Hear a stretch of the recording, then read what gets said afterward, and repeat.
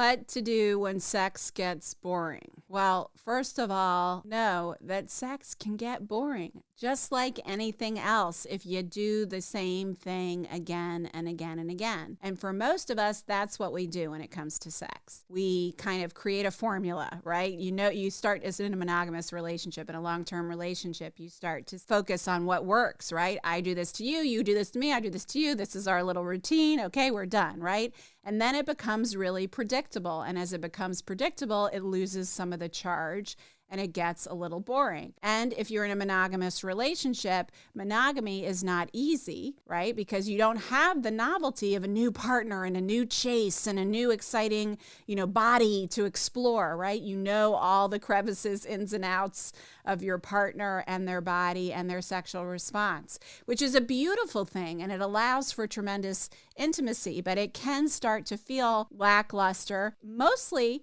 because it is predictable. So what do you do about it? Well, first of all, you commit to talking about it, right? And that doesn't mean talking about it as a complaint, but it means honoring your commitment to one another and that you want to stay together, but that you want to find ways to create more excitement between the two of you. And you may already have some ideas, but I'm going to give you my number one exercise for helping couples spice it up a little bit, which is that you create what I like to call a fantasy box. Now, here's how it works. You set some time aside, maybe an hour, it may not take that long, but give yourself plenty of time. And each of you take some time to make a list. You can even make your list ahead of time before this meeting, right? If you want to. But on this list that each of you are going to make are all the things you'd like to do together. So this could be fantasies, role plays, positions, activities, locations, anything and everything that you would like to do, fantasies that you've always wanted to do, or fantasies you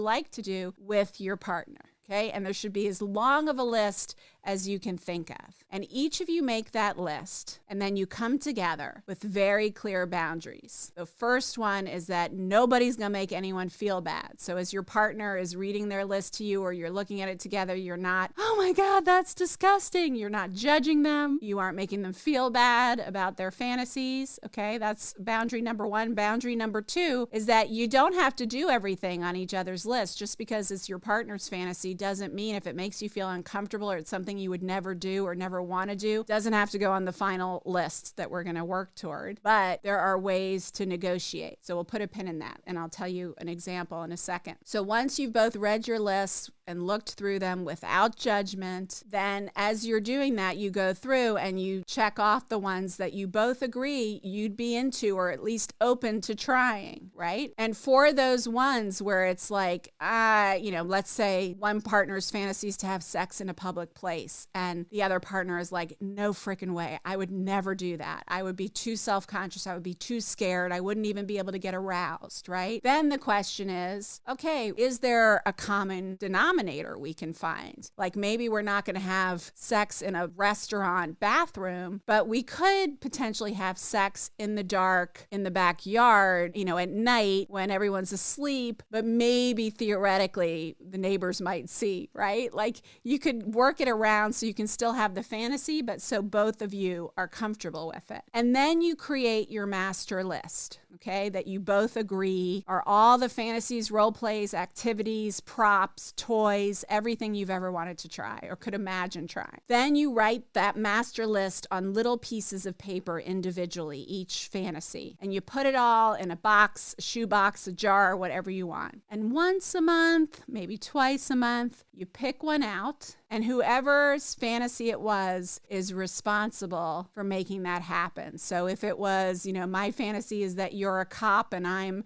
someone that you pull over, and give a ticket to, and we end up having sex, right? Then the one whose fantasy that is responsible for getting the costumes, if there are costumes, and setting up the scene and dealing with the logistics, right? Whoever's fantasy it is in charge for carrying that fantasy out. So once or twice a month, you take a little something out of the fantasy box and it adds some spice. That is a really easy and wonderful way to create more excitement between the two of you and more communication, because you are going to learn a lot about each other when you hear more about each other's fantasies. The second way is to dive into quantum sex, because I can give you, and I found this to be true, 365 toys, tools, role plays, actions to do. And then once you've tried them all, maybe tried them all once or twice, and the novelty has worn off of those too, you'll be asking for more spice, more spice, more spice, because anytime we get used to something, the novelty wears off and we want more. The only antidote that I have found to that is quantum sex, which not only is less about novelty and more about what we're really looking for when we're looking for novelty, which is that feeling of intensity. That's what we're really looking for when we're saying we're bored with sex or sex has become more predictable. It is that we're looking for that feeling of intensity that came so naturally when you were first getting to know each other. And so when you start to play with the energy between you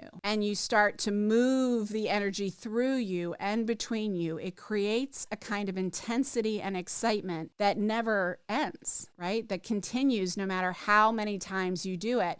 You're having a physical and emotional intensity. So make sure to watch my video and listen to my podcast on quantum sex. If you want more information on how to spice things up, make sex less boring, or any other topic about how to love and be loved better, you know I'm here for you. And if you like this video, make sure to subscribe and hit the bell if you want to be notified when the next video comes out.